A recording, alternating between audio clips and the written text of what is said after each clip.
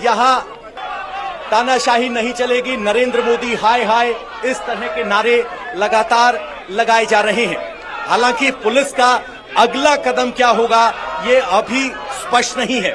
जो आप safari suit में पुलिस का एक सर्कल देख रहे हैं, ये सफारी सूट में वो जवान हैं जो राहुल गांधी की सुरक्षा में तैनात हैं। वो यहाँ पर एक सर्कल बनाकर खड़े हुए हैं। इसके अलावा आपको दिल्ली पुलिस का एक सर्कल दिखाई देगा और उसके बाद महिला पुलिस का एक सर्कल है और उसके बाद एक पुरुष किया, लाठीचार्ज यूज किया और आंसू के भविष्य पर अंधेरा छाया हुआ है, उस पर एक बयान दे और हमारे मुख्यमंत्री धर्मेंद्र प्रधान की इस्तीफे की मांग हम 20 करीब 45 दिन से कर रहे हैं। सर, कई सालों के पिछले लोकतंत्र में अभी रुक जाइए। तो यहाँ पर जयराम रमेश कहते हुए कि छात्रों के भविष्य पर अंधेरा छाया हुआ है और इस्तीफा मांग रहे हैं। वो कह रहे हैं 45 दिनों से हम यही मांग उठा रहे हैं और हमारी मांगों को सुनना चाहिए सरकार को। तो जहाँ पर विपक्ष के बाकी नेता जो हैं उन्होंने जंतर मंतर जाना मुनासिब समझा अपनी राजनीति के लिए, तो राहुल क्योंकि ये मुद्दा शुरुआत से उठाते आए थे तो उन्होंने सीजेपी को सपोर्ट तो दिया कि छात्रों के साथ जो कुछ हो रहा है गलत हो रहा है, लेकिन जब बात आई धरना प्रदर्शन की तो वो खुद पहुंच गए हैं प्रधानमंत्री आवास के बेहद करीब। खड़गे जी के घर पर असेंबल हुए, वहां पर रणनीति बनी और उसके बाद ये धरना प्रदर्शन शुरू हुआ। पहले आप देखिए कि किस तरह से राहुल गांधी और प्रियंका गांधी की अगुवाई में तमाम राज्यसभा और लोकसभा के कांग्रेस के सांसदों का मार्च निकलना शुरू हुआ। कई और कांग्रेस के बड़े नेता भी उसमें शामिल हुए। फिर कांग्रेस के कार्यकर्ताओं को भी वहां पर पहुंचने के लिए कहा गया। उसके बाद ये मार्च जैसे ही प्रधानमंत्री आवास के बैक गेट, क्योंकि राजाजी रोड पर ही खड़गे का भी घर है जहां पर ये लोग असेंबल हुए थे और वहां से प्रधानमंत्री आवास की दूरी बहुत ज्यादा नहीं है, वहां पर जो उनका बैक गेट है वहां पर प्रोटेस्टर को आने भी नहीं दिया जाता। जहां राहुल गांधी बैठे हैं उस रास्ते के ठीक सामने राजाजी मार्ग है, लगभग यहां से 100 से 150 मीटर दूर, और वहीं पर मल्लिकार्जुन खड़गे का आवास है।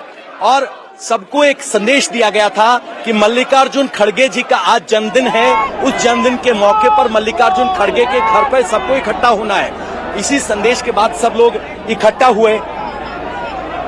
भाई वहां से ले लो है मेरी, मैं अपना माइक। ग्राउंड जीरो से हमारे सहयोगी शोएब लगातार वहां पर इसी प्रदर्शन के बीच में मौजूद हैं, जो आप तक तमाम तस्वीरें और सारी अपडेट लेकर आ रहे हैं, बता रहे हैं कि कैसे पूरी रणनीति बनी। 10 राजाजी रोड पर मल्लिकार्जुन खड़गे का घर है और वहां पर आज उनका जन्मदिन भी था, तो तमाम सांसदों और तमाम राज्यसभा के सांसदों को, कांग्रेस नेताओं को बोलकर ये बुलाया गया ताकि ये पूरी रणनीति जो है लीक ना हो जाए कि जन्मदिन है, उसके लिए शुभकामनाएं दी जाएंगी, आप सभी वहां असेंबल हो जाइए और चर्चा होगी। तो उसके बाद तमाम सांसद वहां पहुंचना शुरू होते हैं, उसके बाद ये रणनीति अनफोल्ड की जाती है। खड़े हुए हैं पुलिस के अधिकारी भी फिलहाल राहुल गांधी से कोई संवाद स्थापित करते हुए नहीं दिखाई दे रहे हैं, लेकिन अब आगे का कदम क्या होगा? क्या राहुल गांधी यहां से हटेंगे या उन्हें हटाया जाएगा? ये सबसे बड़ा सवाल है। चूंकि राहुल गांधी नेता प्रतिपक्ष हैं, उनकी एक संवैधानिक मान है, गौरव है, और शायद यही वजह है कि पुलिस जिस तरह से बाकी समर्थकों को यहां से उठाकर ले गई, वहां उनको नहीं छुआ गया है, ना ही किसी सांसद को इस तरह से यहां से छूने के लिए कहा गया। तो एक बार फिर नारेबाजी पर मैं आपका ध्यान लेकर जाना चाहूंगा। यहां पर ये स्थिति है, तो यहां अब कांग्रेस के एमपी आए हैं, उनको नहीं जाने दे रहे हैं। सर, राहुल गांधी यहां आए, क्या संदेश मिला था आपको? नहीं, वो लोग ऑलरेडी इसमें हो गए ना, इसलिए नहीं छोड़ रहे इधर जाने के लिए। ऑलरेडी 14 साल में क्या किया करके देश के सामने वो नहीं बोल नहीं सके, इसलिए आपको क्या संदेश मिला था? इसलिए हम वो प्रोटेस्ट करने के लिए, देश के जनता के लिए हम इधर आए। देश के क्या मल्लिकार्जुन खड़गे जी के जन्मदिन पे सब सांसद इकट्ठा हुए थे? नहीं, ऐसा नहीं। मैसेज तो यही था सर। नहीं, ऐसा नहीं। सभी हमारा एलओपी साहब ने सुबह ने डिस्कस किया था। डिस्कस करके आज बच्चा लोग, हमारा विद्यार्थी लोग क्या कर रहे हैं ना, इसलिए हम प्रोटेस्ट करने के लिए जा रहे हैं। तो कह रहे हैं एलओपी ने सभी सांसदों के साथ मिलकर डिस्कस किया था। आंध्रा से कांग्रेस के सांसद हैं और यहाँ लगातार बाकी सांसद भी पहुंच रहे हैं यहाँ, लेकिन अब बाकी लोगों को यहाँ नहीं जाने दिया। राजीव शुक्ला जी भी यहाँ पहुंचे हैं, लेकिन वो निकल रहे हैं।